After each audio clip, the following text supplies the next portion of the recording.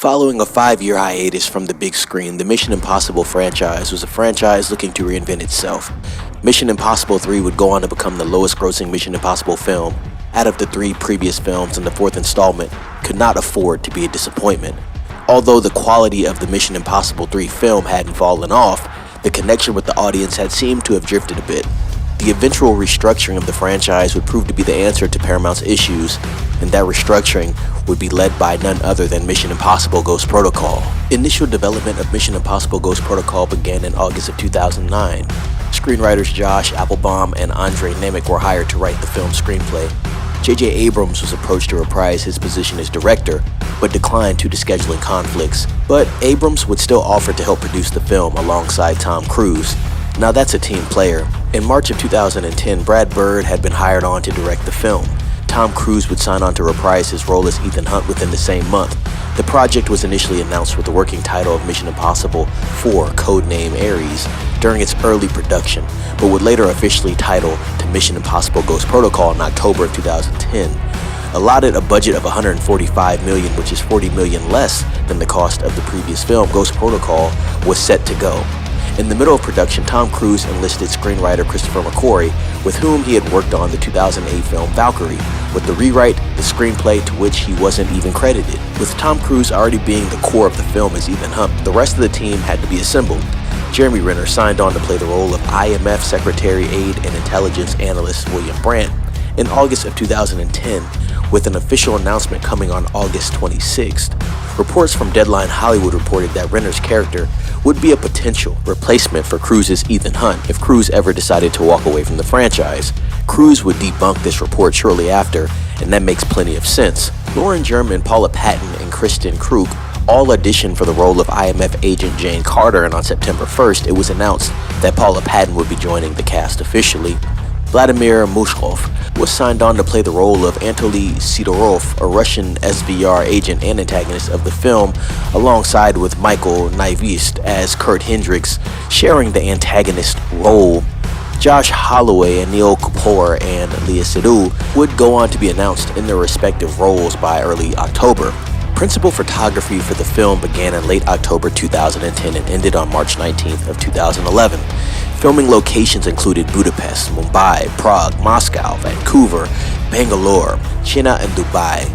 The location list of Ghost Protocol would be the most locations that any Mission Impossible film had ever utilized during a production. The film was partially shot with IMAX cameras, which was the first time any Mission film would be shot with the new technology. The scenes filmed on the IMAX format would total approximately 30 minutes altogether. Brad Bird stated that certain scenes of the film should be shot in IMAX opposed to 3D, as he felt the IMAX format offered the audience more immersion due to its brighter and higher image quality. Brad was also insistent on operating with IMAX cameras to bring back a specific level of showmanship to the presentation of Hollywood films that had been missing. The opening scene in the Moscow prison was shot on location in a real former prison near Prague, an ode to the original. The Burj Khalifa Tower jump stunt is one of the most iconic stunts in any modern Mission Impossible film, and a callback to Cruise's rock climbing free solo stunt in Mission Impossible 2. Attached to cables securing Cruise's safety, it would appear that Cruise is free solo climbing in the scene, but with the help of modern technological advancements such as special gloves and VFX work from Industrial Light and Magic, the cables were digitally erased. The sheer amount of time dedicated to capturing the scene is one for the books.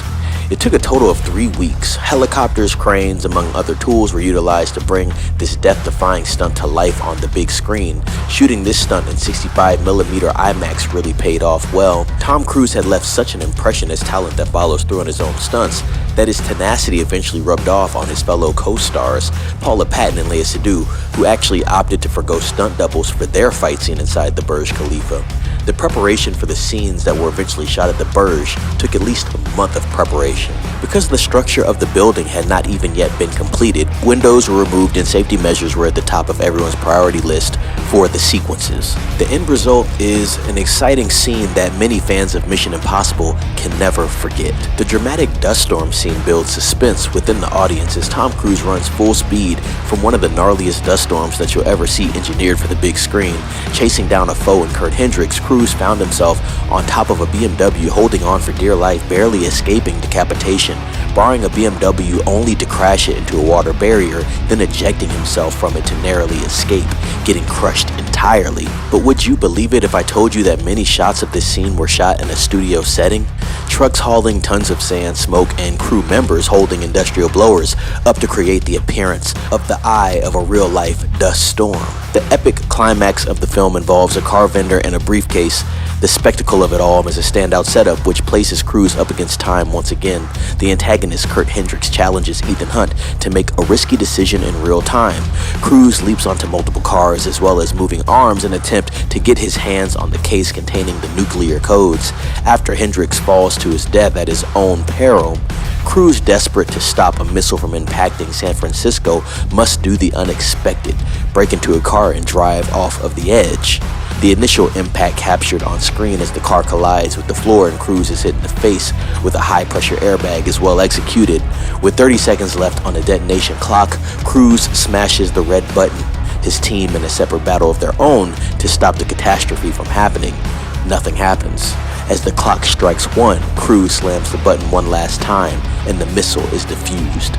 Mission accomplished.